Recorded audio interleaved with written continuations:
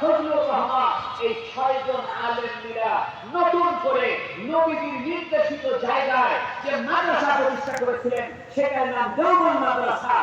আর ওই দেওবন্দ মাদ্রাসার নিয়ম অনুযায়ী, দেওবন্দ মাদ্রাসার সিলেবাস অনুযায়ী বাংলাদেশ, ভারত, পাকিস্তান, বর্তমানে আমেরিকা, ব্রিটেন এমন কোন দেশ নাই যে মাদ্রাসায় কওমি মাদ্রাসা নাই।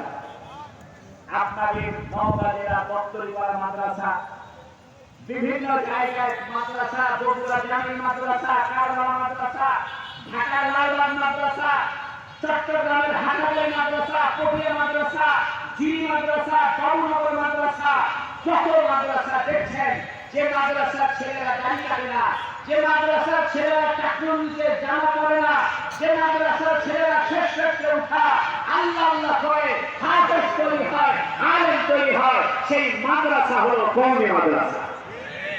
বন্ধুরা আমার, মেডিকেল কলেজ থেকে ডাক্তার বের হবে, ইঞ্জিনিয়ার বের হবে না, এটাই বাস্তব। Engineering college